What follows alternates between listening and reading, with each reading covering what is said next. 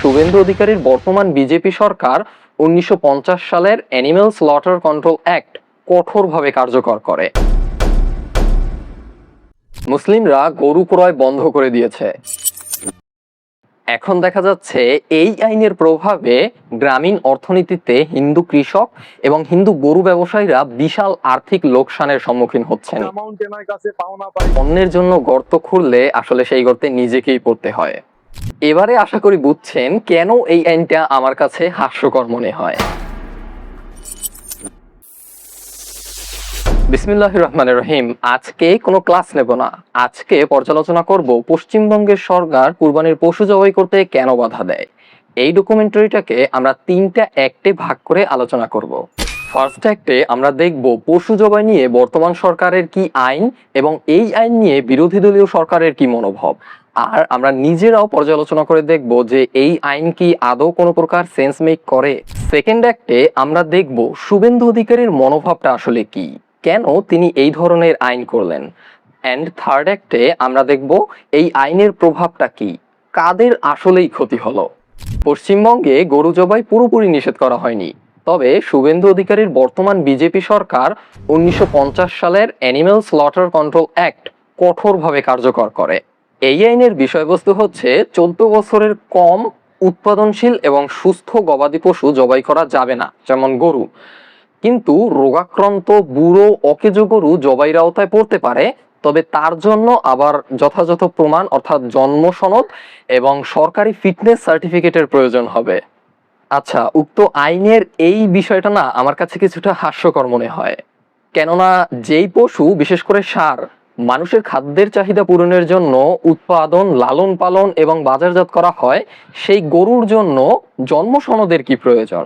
হ্যাঁ, বিশেষ প্রজাতির গরু আইডেন্টিফিকেশনের জন্য ট্যাগ নম্বর ব্যবহার করা যেতে পারে, যেটা অনেক খামারিরাই করে থাকে, কিন্তু জন্ম সনদ। তারপর আরেকটা আছে ফিটনেস সার্টিফিকেট, এইটা কাজের মনে হইতে পারে, কেননা গবাদি পশুর বা গরুর মাংস থেকে কোনো প্রকার রোগ বা ভাইরাস মানুষের শরীরে যেন প্রবেশ করতে না পারে, এই জন্য এই আইনটা কার্যকর মনে হইতে পারে। কিন্তু এই আইনই পরিষ্কারভাবে উল্লেখ আছে যে সুস্থ সবল পশু জবাই করা যাবে না, জবাই করতে হবে সেই গরু যেগুলো রোগাক্রান্ত এবং অকেজো। এবারে আশা করি বুঝছেন কেন এই আইনটা আমার কাছে হাস্যকর মনে হয়। বিরোধী দলীয় এই নেত্রী, যার নাম মহুয়া মৈত্রী, তিনি সরকারের এই নির্দেশনাকে চ্যালেঞ্জ করে আদালতে মামলা দায়ের করেছেন। বাই দ্য ওয়ে, এই ডকুমেন্টারিতে দেখানো তথ্যের সূত্রগুলো এখন শো করানো হচ্ছে, আর এই ডকুমেন্টারিতে যতগুলো ভিডিও ক্লিপ ইউজ করা হয়েছে তা ম্যাক্সিমামই এটিএন নিউজ এবং যমুনা টিভির অফিসিয়াল ইউটিউব চ্যানেল থেকে কালেক্ট করা।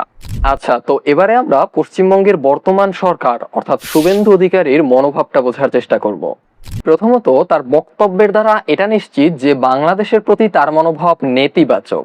বাংলাদেশের সঙ্গে যুদ্ধ ভারতের কাছে তো মোল্লা ইউনুস গোটা ঢাকা চাপা পড়ে, এদেরকে কেউ কাউন্টই করে না, মশা মাছি।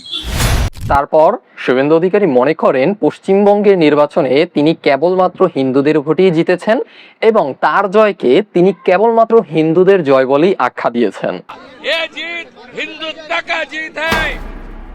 তাছাড়াও তার অন্যান্য বক্তব্যেও হিন্দুত্ববাদী একটা মনোভাব সরাসরি প্রকাশ পায়। सबक सिखाना चाहिए, जैसे इजराइल सिखाया गाजा में। একজন নেতা যদি একপাক্ষিক মনোভাবে দুষ্ট থাকে তবে তা রাষ্ট্রের জন্য নিশ্চিত ক্ষতিকর।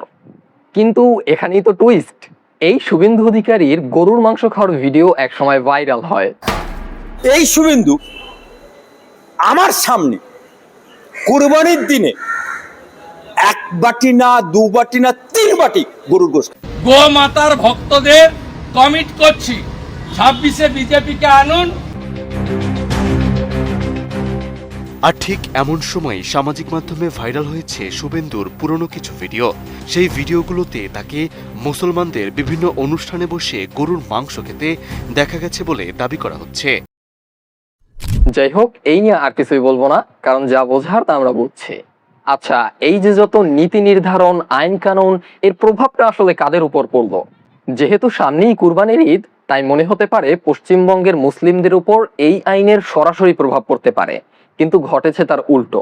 মুসলিমরা গরু ক্রয় বন্ধ করে দিয়েছে। তারা কুরবানির জন্য বিকল্প পশু হিসেবে ছাগল, ভেড়া এগুলো কিনছে। আমরা এবছরে কুরবানি দেবো, কিন্তু গরু কুরবানি দেব না। আমি প্রত্যেকটা মুসলিম ভাইদের কাছে অনুরোধ করব, আপনারা গরু কিনবেন না। অপরদিকে বিপাকে পড়েছে হিন্দু খামারিরাই, কেননা পশ্চিমবঙ্গে গরু পালনকারী খামারিরা অধিকাংশই হিন্দু কৃষক। আমরা বাচ্চা কাচ্চাকে কি খাবো? আমার 5 লাখ টাকা লোন নেওয়া, সব মহিলারা এসছে আমার বাড়িতে। ঈদটা করতে দিক, আমরা গরুগুলো বিক্রি করি, কিছুটা দিন অন্তত মুক্ত হই। তারা মূলত বছরের অন্যান্য সময়ে ধার কর্জ করে বা লোন নিয়ে গরু পালন সহ যাবতীয় অন্যান্য খরচ পরিচালনা করে এবং কুরবানির সময়ে বেশি দামে গরুগুলো বিক্রি করে সেখান থেকে তাদের ধার দেনাও পরিশোধ করে এবং নিজেরাও কিছু লাভ করে।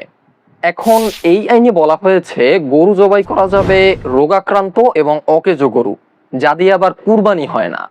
আর পশ্চিমবঙ্গের পুলিশরা তাদের ধরছে না, অর্থাৎ হিন্দুরা যারা গরু বিক্রি করছে ধরছে মুসলিমদের যারা গরু ক্রয় করছে। এখন এইসব কারণে মুসলিমরা আর গরু ক্রয় করছে না, আর এই কারণে হিন্দু খামারিরাও তাদের লোন বা ধার সঠিকভাবে পরিশোধ করতে পারছে না। আমি তো দাস, আমি ব্যবসা করি খাই, মদ করলে মদ খেয়ে গরু কিনতে হবে, মদ খেয়ে। এতে করে হিন্দুরাই বিপদে পড়ছে, বিশেষ করে ঘোষ এবং দাস সম্প্রদায় যারা গরু পালন করে। এখন দেখা যাচ্ছে এই আইনের প্রভাবে গ্রামীণ অর্থনীতিতে হিন্দু কৃষক এবং হিন্দু গরু ব্যবসায়ীরা বিশাল আর্থিক লোকসানের সম্মুখীন হচ্ছেন। তো ওভারঅল যা বোঝা যাচ্ছে তা হলো এই যে অন্যের জন্য গর্ত খুঁড়লে আসলে সেই গর্তে নিজেকেই পড়তে হয়। আসসালামু আলাইকুম সম্মানিত দর্শক, আমি চেষ্টা করছি নতুন কিছু এবং ভিন্ন ধরনের কিছু করার। তো এই ধরনের ডকুমেন্টারি যদি আপনাদের পছন্দ হয় তবে আমাকে কমেন্ট করেন, আমি চেষ্টা করব এরপরে আরো অনেক শিক্ষণীয় ডকুমেন্টারি নিয়ে আসার জন্য। আর হ্যাঁ, অবশ্যই হিসাব বিজ্ঞানের সাথেই থাকবেন।